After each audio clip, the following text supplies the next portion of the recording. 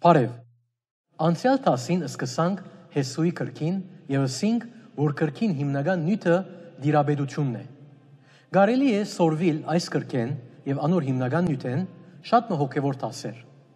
Ասոնք պիտի օգնեն մեզ հասկանալու հոգևոր պատերազմը, ինչպես Պողոս կշեշտե Եփեսացիներուն ուղված նամակին մեջ։ Ամեն բան կվերապերի Քրիստոս Հիսուսով երկնավորներուն մեջ, մեր հոգևոր օրհնություններուն դիրանալու։ Այս մեկը նկատի ունենալով եկեք տեսնենք Հեսուի երկրորդ գլուխը։ Այստեղ գծանոթանանք Ռախաբ անունով բորնիգիմը։ Սիրելիներ, անհավատքի հերոսներեն մեկը կնկատվի։ Ինչպես որ մատնանշված է Եբրայեցիներուն ուղված նամակին 11-րդ գլխում մեջ, համարը գսե հավատքով Ռախաբ բորնիգը չգործվեցավ, քանի որ լրտեսները խաղաղությամբ ընդուներ էր։ Ինչպես Աստված փրկեց Ռախաբը գորուստեն, փրկվեցավ իր հավատքով։ Եվ գիտեք, որ ան Հիսուս Քրիստոսի ասկադողմեն է։ Ինչպես կգարձես այնտեղ հասավ իր հավատքով։ Եկեք տեսնենք ան ինչ ըրավ հավատքով։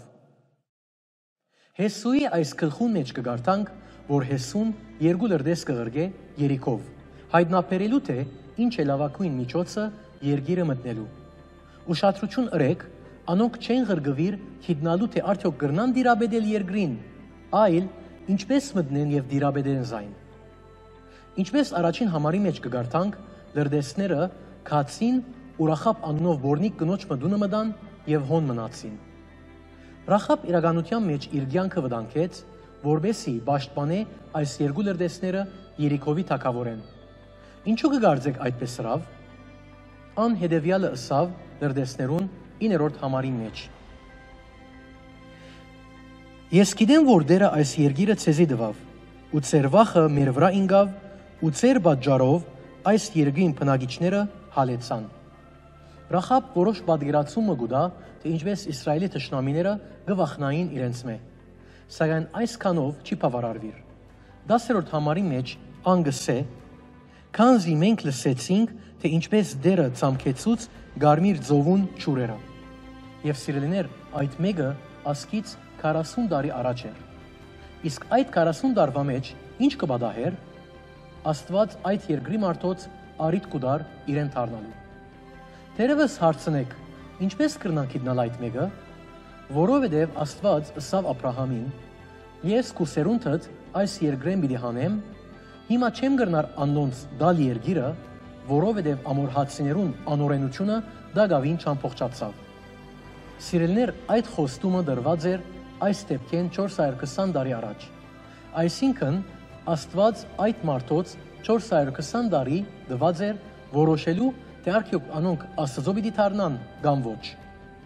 Բացի Ռախաբեն և անոր ընտանիքեն, ուրիշ ոչ մեկը Աստծո դարձավ։ Սիրելիներ, Աստված չփոխվեցավ նոր գդագարանին մեջ։ Ան հստակացուց, որ անոնք, որոնք կմերժեն Հիսուս Քրիստոսը, դժոխքի պիտի արժանանան։ Սիրելիներ, 2000 տարիներ անցան և Աստված այսօր նույնքանով երկայնամիտ է, ինչպես միշտ։ Ան թանթաղ է բարգանալու մեջ և ան ողորմած է։ Բայց տակավին որքան կուզես, որ ան մեզի արիթ տա Քրիստոսի հավատալու։ Հիմա կան շատ մարդիկ, որոնք գիտեն, թե պատմական փաստ մնե, թե Հիսուս Քրիստոս մեռավ, թաղվեցավ և հարություն արավ, բայց անոնք փրկված չեն, ցավոք սրտի։ Եվ այդ է հարցը, սիրելիներ, խոսքը հավատալու մասին է։ Որովհետև Հիսուս Քրիստոսի հավատալ և վստահելն է, որ կփրկե ինձ և քեզի։ Անոր հետ անձնական հարաբերություն ունենալով։ Ճիշտ Ռախաբի պես ան լսեց, հավատաց և ետքը գործեց այդ հավատքին համաձայն։ Այդ է, սիրելիներ, փրկությունը։ Իսկ թուն ինչ լսած ես քեզի համար Քրիստոս Հիսուսով Աստծո արածի մասին, որ պիտի ավելցնե քո հավատքդ և քեզ մղե երկնավորներուն մեջ հոգևոր օրհնություն։